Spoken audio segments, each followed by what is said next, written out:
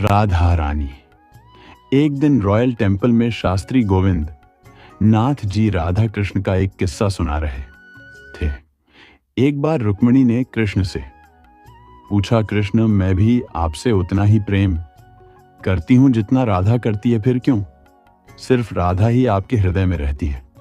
कृष्ण मुस्कुराते हुए बोले, मुझे तुम्हारे प्रेम के प्रति कोई संदेह नहीं है रुक्मण, और मैं भी से प्रेम करता हूं, लेकिन वो प्रेम राधा से होकर ही तुम तक पहुंचता है, क्योंकि राधा ही मेरा हृदय है, राधा ही प्रेम है। मगर रुक्मिणी को कृष्ण के जवाब से संतुष्टि नहीं हुई।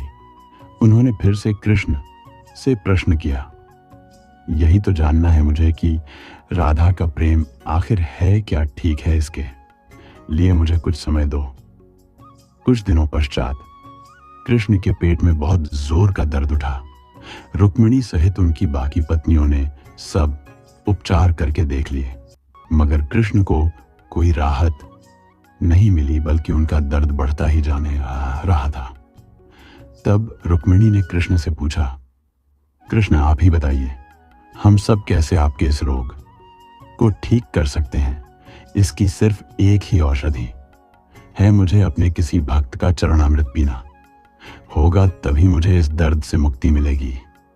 यह सुनकर रुक्मिणी की चिंता और बढ़ गई। भला कृष्ण का कोई भक्त कृष्ण को अपना चरणामृत देकर पाप का भागी क्यों बनेगा? स्वयं रुक्मिणी और कृष्ण की बाकी की पत्नियां ऐसा करने की हिम्मत नहीं जुटा पा रही थी। तब चरणामृत के लिए नगर नगर और गांव गांव मुनादी करवाई गई, मगर कोई भक्त इसके लिए सामने नहीं आया। कुछ समय पश्चात यह खबर बरसाने तक भी पहुंची। राधा ने कृष्ण की पीड़ा के बारे में सुनते ही अपना चरणामृत बनाकर कृष्ण के पास भिजवा दिया। यह देखकर राधा की सखियों ने उससे पूछा, राधा, ऐसा करते हुए तुम्हें जरा भी भय नहीं लगा इसके लिए? शायद तुम्हें जन्मों जन्मों तक नरक की आग में जलना पड़े। कृष्ण के लिए मैं एक जन्म तो क्या, अपना हर एक जन्म न छावर कर सकती हूं। आप जिससे प्रेम करते हो उसकी पीड़ा आप देख ही मान नहीं सकते। यह तो मेरा सौभाग्य है कि मैं कृष्ण के दर्द की औषधि बनी। उधर जब रुक्मिणी चरणामृत लेकर कृष्ण के पास गई तो कृष्ण ने मुस्कुराते हुए कहा, आ गया। राधा का भेजा हुआ चरणामृत कृष्ण के इतना कहते ही रुक्मिणी समझ गई, यह सब कृष्ण की ही लीला थी, उन्हें राधा का प्रेम समझाने की। उन्हें हैरानी में देखकर कृष्ण बोले, यह है राधा का प्रेम, रुक्मिणी भक्ति और समर्पण का संगम मैं पहले से ही जानता था। शास्त्री जी कृष्ण के भक्तों को यह कहानी सुनाकर जैसे ही मन से नीचे उतरे, प्रिया नाम की लड़की ने उन्हें पीछे से पुकारा, सुनिए शास्त्री जी, वह जी कही अभी आपने जो कहानी सुनाई उसके अंत में आपने कहा कि राधा का प्रेम भक्ति और समर्पण का संगम था, लेकिन क्या किसी के प्रेम में अपनी पहचान भुला देना उचित है? जब तक मैं की बेड़िया नहीं टूटेगी तब तक प्रेम कैसे होगा? प्रेम मैं और तुम में नहीं होता, प्रेम हम में होता है। तो इसका मतलब यही हुआ ना, राधा कृष्ण के बिना कुछ नहीं थी, कृष्ण भी तो राधा के बिना कुछ नहीं थे। एक दूसरे के पूरक बन जाना ही प्रेम है। आप यहाँ भक्ति की भी बात कर रहे, एक स्त्री और पुरुष के बीच का प्रेम एक भक्ति नहीं होता। प्रेम जब विकसित हो जाता है तब भक्ति का रूप लेता है। भक्ति है क्या? किसी विशेष के प्रति पूर्ण समर्पण। शास्त्री जी का जवाब सुनकर प्रिया कुछ क्षण के लिए मौन हो गई और फिर बोली, धा को लेकर मेरे मन में कई प्रश्न उठते हैं, लेकिन उनका जवाब जानने से पहले मैं आपसे राधा के बारे में सब कुछ जानना चाहती हूँ। क्या आप मुझे उनके बारे में सब बताएंगे? अवश्य, हमारा तो कार्य ही यही है। कल सुबह जाना हम राधा के जन्म से शुरुआत करेंगे। सीता और द्रौपदी की तरह राधा ने भी गर्भ से जन्म नहीं लिया था। उनके जन्म के बारे में विस्तार से जानने के लिए सुने हमारा अगला एपिसोड। राधा रानी। अगले दिन प्रिया सुबह ही शास्त्री जी के पास आ गई। शास्त्री जी उससे बोले, राधा, कृष्ण के प्रेम को समझना है तो उसके लिए पहले राधा को जानना होगा वो क्यों प्रेम में तो दो लोग बराबर हिस्सेदार होते हैं ना। हाँ, लेकिन राधा और कृष्ण तो अलग अलग है ही नहीं। राधा ही कृष्ण है, कृष्ण ही राधा है। राधा ही तो कृष्ण की संपूर्ण शक्ति का स्रोत है। राधा ही नहीं होगी तो कृष्ण ही नहीं होंगे। राधा को समझने के लिए स्वयं कृष्ण को पृथ्वी पर दोबारा अवतार लेना पड़ा था। अच्छा, दोबारा किस रूप में जन्मे थे वह समाधि पे? पहले इसके पीछे की कहानी क्या है वो सुनो। एक बार राधा ने कृष्ण से कहा, कृष्ण, तू भले इस संसार को माया कह लो, मगर यह माया है नहीं, एक प्रेम कहानी है तुम्हारी। और मेरी क्या, मैं गलत कह रही हूं कृष्ण? बोले, मैं भला तुम्हारी बात कैसे काट सकता हूं। राधे राधा मुस्कुराई और बोली, हाँ, और तुम ऐसा कभी कर भी नहीं पाओगे। हाँ राधे, तुम एक पहेली की तरह हो जिसे सुलझाने की कोशिश में मैं हर क्षण लगा रहता हूं कृष्ण। तुम तब तक मेरे प्रेम को समझ नहीं पाओगे जब तक तुम मेरे हृदय के साथ पृथ्वी लोक में दोबारा जन्म नहीं ले लेते। तभी तुम्हें मेरी उस पीड़ा का एहसास होगा जो मुझे तुमसे 100 वर्षों तक अलग रहने पर हुई थी। मैं तुमसे दूर था तो तुम भी तो मुझसे दूर थी। अलग होने की पीड़ा मैं भली भांत जानता हूँ राधे।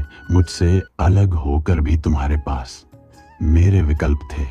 तुम इस पृथ्वी लोक में एक उद्देश्य से अवतरित हुए थे, लेकिन तुम्हें चाहने के अतिरिक्त मेरा और कोई उद्देश्य ही नहीं था। विरह की अग्नि में जलकर भी अगर प्रेम बचा रह जाता है तो वो प्रेम अमर हो जाता है। वही अमर प्रेम तो मैं तुमसे करती हूं। तो फिर यह तय है राधा, मैं तुम्हें समझने के लिए पृथ्वी पर दोबारा जन्म लूंगा, और वह भी तुम्हारे हृदय के साथ सिर्फ यह महसूस करने के लिए कि तुम क्या महसूस करती हो। यह कहानी सुनकर प्रिया शास्त्री जी से बोली, अब तो बताइए किस रूप में जन्मे थे वो दोबारा चैतन्य महाप्रभु के रूप में? इतना जानकर प्रिया की दिलचस्पी राधा कृष्ण में बढ़ गई। उसे और अधिक जानने की उत्सुकता होने लगी। उसने कहा, शास्त्री जी, आप राधा के जन्म की कहानी सुनाने वाले थे? हाँ, वही सुनाने जा रहा था। बहुत समय पहले की बात है। पर्वतराज विंध्या की कोई संतान नहीं थी। एक रात वह अपने कक्ष में बैठे अपनी पत्नी के साथ वार्तालाप कर रहे थे। मैं चाहता हूं कि मेरे घर एक पुत्री जन्म ले जिसका विवाह एक ऐसे शक्तिशाली पुरुष से हो जो महादेव देव को भी हरा सकने का बल रखता हो। यह सुनकर उसकी पत्नी बड़ी हैरान हुई, क्योंकि देवों के देव महादेव को हराना असंभव था। उसने पूछा, आप ऐसा क्यों चाहते हैं? महादेव से आपकी क्या दुश्मनी है? महादेव से मेरी कोई निजी दुश्मनी नहीं, लेकिन पर्वतराज हिमालय को देखकर मुझे ईर्ष्या होती है, क्योंकि जब से महादेव शिव ने पुत्री पार्वती से विवाह किया है तब से लोगों की नजरों में उसका कद और पद मुझसे कहीं अधिक बड़ा हो गया है। इसलिए मैं पार्वती की तरह ही एक सर्वगुण पुत्री के साथ साथ एक ऐसे दामाद की भी कामना करता हूं जो महादेव को हराने की भी क्षमता रखता हो। फिर दिन रात विंध्या बस यही सोचता रहता कि कैसे उसकी यह इच्छा पूरी होगी।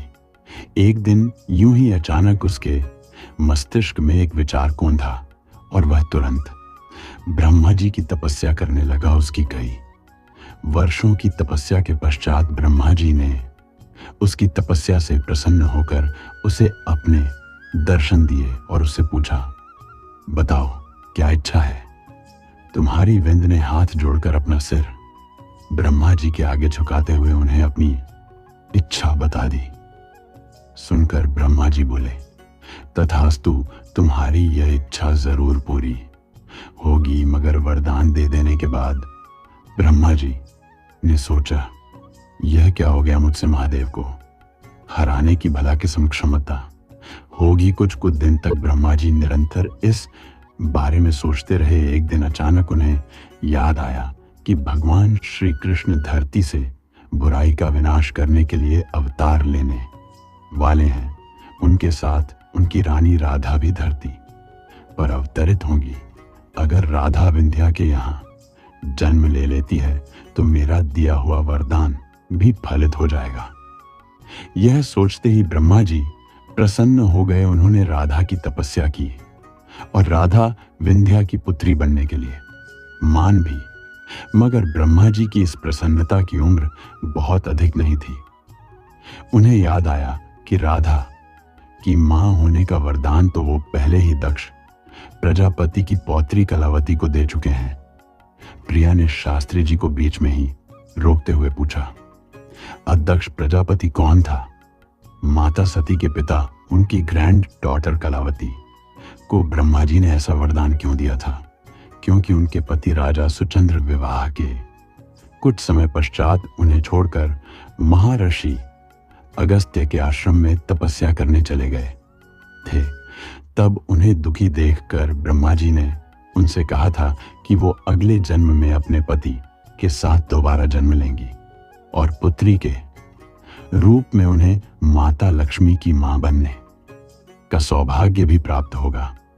एक मिनट, अभी कुछ देर पहले आपने कहा कि उन्हें राधा की मां बनने का वरदान मिला है, मगर अब आप कह रहे हैं कि माता लक्ष्मी उनकी पुत्री बनेंगी। शास्त्री जी हंसे और बोले, राधा और मां लक्ष्मी एक ही तो है।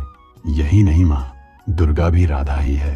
फिर राधा कौन है? अभी तो बताया था, राधा कृष्ण की शक्ति है, वही शक्ति जिससे उन्होंने दुर्गा और लक्ष्मी को बनाया, प्रिया को। यह सब बहुत कंफ्यूज कर रहा था। उसने शास्त्री जी से इस बारे में थोड़ा विस्तार से बताने को कहा, मगर शास्त्री जी बोले, वो बाद में, पहले राधा के जन्म की कहानी पूरी करने दीजिए। द्वापर युग में राजा सुचंद्र और कलावती ने वृषभानु और कीर्तिदा के रूप में दोबारा जन्म लिया। जब ब्रह्मा जी ने विंध्या को वरदान दिया था, तब वृषभानु और उसके भाई चंद्रभानु की पत्नियां राधा और चंद्रावली से गर्भवती थीं। तब देवी योगमाया ने ब्रह्मा जी को सुझाव दिया, ब्रह्मदेव, आपकी समस्या का मेरे पास एक हाल है, बताइए। देवी योगमाया में राधा चंद्रावली को पर्वतराज विंध्या की पत्नी के गर्भाशय में स्थानांतरित कर देती हूं। इससे फिलहाल आपकी समस्या का हल हो जाएगा। लेकिन जब वो पैदा हुई तो मथुरा से श्री कृष्ण के मामा कंस ने पूतना को उन्हें अगवा कर भेज दिया। प्रिया ने अब तक यही सुना था कि कंस कृष्ण को मारना चाहता था, मगर राधा के साथ भी उसकी कोई दुश्मनी थी, ये उसे नहीं पता था। उसने शास्त्री जी से पूछा, ओहो, अब कंस यहां कहां से आ गया?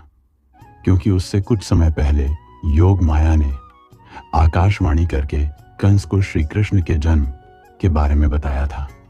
तभी उन्होंने उसे चेतावनी देते हुए भी कहा था कि कंस, तेरे विनाश का समय तय हो चुका है। देवकी और वासुदेव की 8वीं संतान तेरे विनाश का कारण बनेगी और जल्द ही उस संतान की मदद के लिए 8 महाशक्तियां भी जन्म लेने वाली हैं। उनमें सबसे सुंदर राधा और चंद्रावली होंगी। जो भी उनसे विवाह करेगा वह महादेव को भी हराने की क्षमता रखता होगा। और फिर कंस ने पूतना को आदेश दिया कि वह सभी नवजात कुमारों को मार दे और सभी नवजात कन्याओं को अगवा करके उसके पास ले आए। इस प्रक्रिया में पूतना राधा और चंद्रावली तक पहुंच गई और फिर उसने मौका देखकर उन्हें उनके संस्कार समारोह के दिन अगवा कर लिया। को इसकी खबर लगी तो उसने वहां उपस्थित सभी ब्राह्मणों से कहा, आप सबसे विनती है कि आप सब अपनी संपूर्ण शक्ति को इकट्ठा करके एक साथ पूतना को लक्ष्य मानकर उच्चारण कीजिए। इससे या तो पूतना की शक्ति क्षीण हो जाएगी या फिर वह मर ही जाएगी। सब ब्राह्मणों ने मिलकर वैसा ही किया जैसा विंध्या ने कहा था, और उनके जाप ने अपना असर दिखाया भी। पूतना के उड़ने की शक्ति कम होने लगी। जब उसे 2 बच्चियों का भार उठाया नहीं गया तो उसने चंद्रावली को विदर्भा राज्य में बहती नदी में फेंक दिया। राधा को लेकर वो उड़ते उड़ते ब्रजा पहुंचे, लेकिन अब उसमें राधा को उठाने की भी शक्ति नहीं बची थी, इसलिए वो जमीन पर आ गिरी।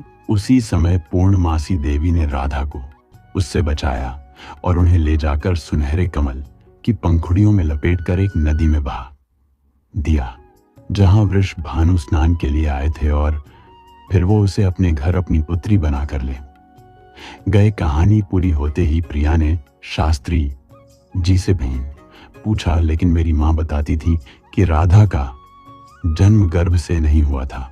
फिर विंध्या की पत्नी ने उन्हें कैसे जन्म दिया? राधा ने जन्म नहीं लिया था। उन्होंने उस कन्या के जन्म के बाद देवी योग माया की सहायता से उसके शरीर में प्रवेश किया था। लेकिन इससे विंध्या की इच्छा कैसे पूरी हुई? वो तो अपनी बेटी के लिए ऐसा पति चाहता था जो महादेव को हरा सके। उसने एक ऐसी पुत्री की कामना की थी जिसका होने वाला पति महादेव को हराने की क्षमता रखता हो, उससे उसका रक्त संबंध ही हो।